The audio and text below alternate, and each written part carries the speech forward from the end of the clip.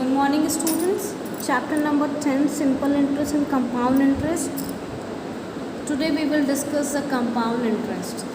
When the interest is not paid as soon as it falls due but is added to the principal so that the amount at the end of the period becomes a principal, and it is called compound interest. It means compound interest is equal to final amount minus original principal, that is amount minus principal. Now what do you mean by the compound interest? अगर आपका interest paid नहीं हुआ है और वो आपका मतलब due हो गया, आपने नहीं दिया है, तो वो आपका इंटरेस्ट क्या होता है, प्रिंसिपल में ऐड ऑन हो जाता है। तो फिर जो आपका अमाउंट आखिरी में एंड टाइम ऑफ पीरियड में, मतलब जब टाइम पूरा ड्यूरेशन ख़त्म होता है, तो जो आपका अमाउंट होता है वो क्या बन जाता है, प्रिंसिपल। इसका मतलब कहने का ये मतलब है, if you have taken amount for 1 year, for 2 years suppose that, and some मतलब you have taken some amount that is called the principal and it is for 2 years and rate is given. Okay, आपने क्या किया, आपका अब इस पर 2 step में काम चलेगा। आपने 1 साल में निकाला, ठीक है, सिंपल इंटरेस्ट आपने निकाल लिया है। उसी सिंपल इंटरेस्ट में आपको क्या करना होगा, इंटरेस्ट को ऐड करना होगा, तो वो आपका अमाउंट हो गया। अब जो नेक्स्ट इंटरेस्ट है वो आपके पहले साल के अमाउंट पर लगेगा, ना कि प्रिंसिपल। सिंपल इंटरेस्ट में क्या था, आपका जो प्रिंसिपल था वो कांस्टेंट था, ठीक।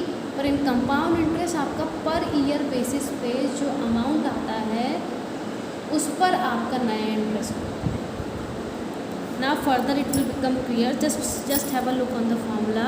Compound interest is equal to amount minus principal. It means final amount they are talking about. When we cover up the question, it will become what is the final amount?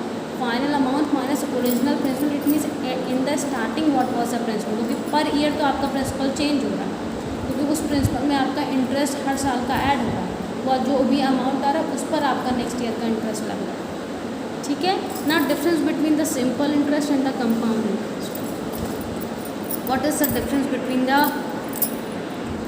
we know that on a certain principal at a certain rate for a given time period, as simple interest is this much, p into r into t upon 100. the main difference between, सबको पता है अगर principal is p, r rate is this, r and time is t, then si will be p into r into t upon 100.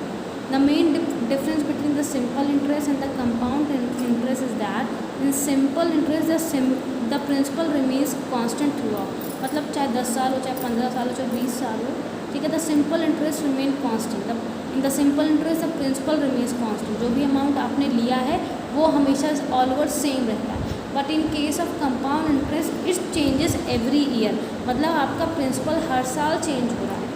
पहले साल में जो चीज़ आपने उधार ली है, जो आपने उधार लिया अमाउंट, वो तो आपका प्रिंसिपल रहेगा ही, पर जैसे ही 1 ईयर आपका कंप्लीट होता है उसी प्रिंसिपल में आपका इंटरेस्ट एड ऑन होकर अमाउंट फॉर्म कर लेता है, वही अमाउंट आपका नेक्स्ट ईयर के लिए प्रिंसिपल होता है। It means principal is changing every year in the compound interest. In case of compound interest principal for the second year is the sum of, see अगर आपको सेकेंड ईयर के लिए principal बताना है वो होगा क्या, principal for the first year plus interest for first year, it means p plus I and this is amount, p plus I is amount, मतलब पहले साल का प्रिंसिपल और पहले साल का इंटरेस्ट वो आपका अमाउंट फॉर्म करेगा। यही फर्स्ट ईयर का जो अमाउंट होगा वो सेकेंड ईयर के लिए प्रिंसिपल होगा।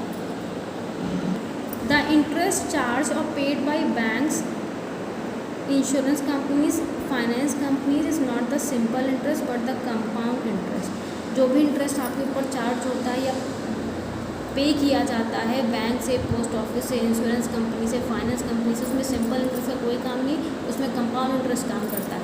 The difference between the original principal and the amount in the end of the last time period is known as the compound interest for the time period. If you have to find out the compound interest, it means जो last मतलब time, अगर हम 5 years दे रखा है तो 5 years के last में जो अमाउंट आएगा, अगर 2 years दे रखा है तो 2 years के लास्ट में जो अमाउंट आएगा उससे आप क्या करेंगे, उसमें उसे ओरिजिनल प्रिंसिपल, जो सबसे पहले आपको ओरिजिनल प्रिंसिपल जो क्वेश्चन में गिवन होगा उसको सब्ट्रैक्ट करेंगे, you will get the compound interest.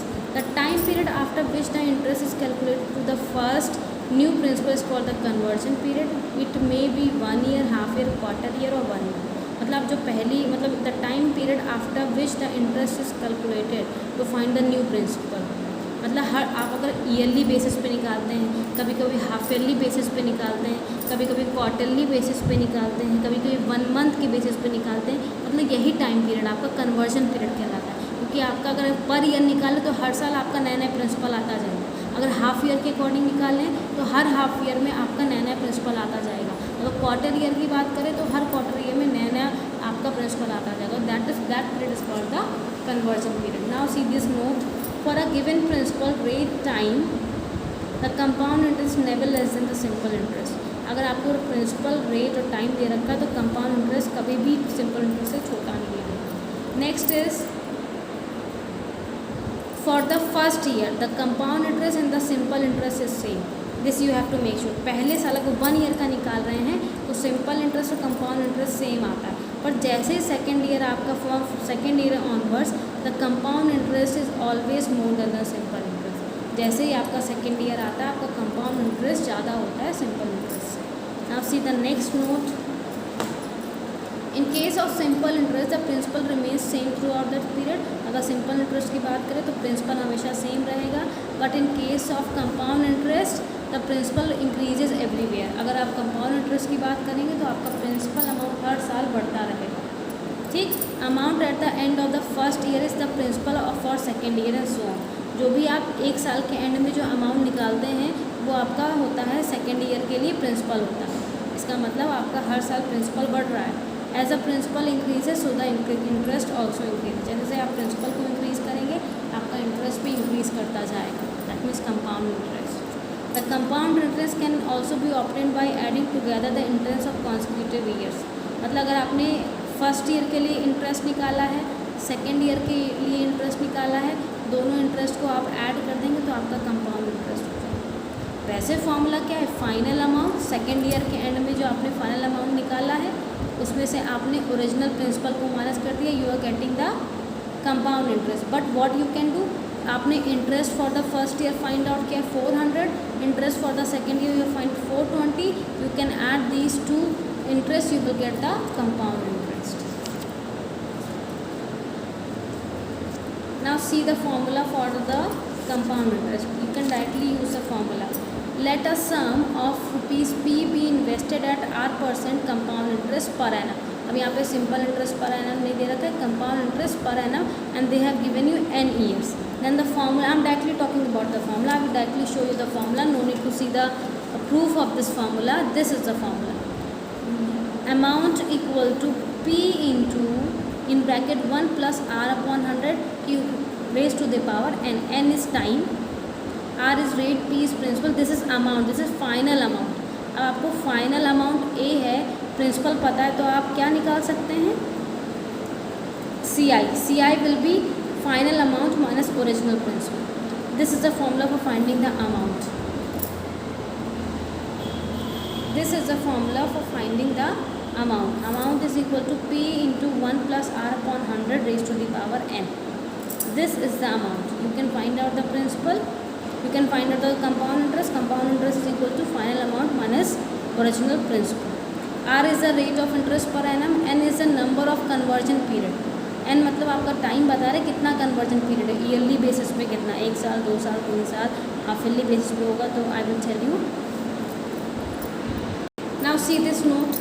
If rate of interest are different for successive years, मतलब हर साल आपका रेट ऑफ इंटरेस्ट भी अगर बदल रहा होगा तो अमाउंट का फॉर्मूला क्या हो जाएगा? P into 1 plus R1 upon जितने भी आपको रेट दे रखे. अगर 2 R दिख रखे तो फॉर्मूला सिर्फ यहीं तक होगा.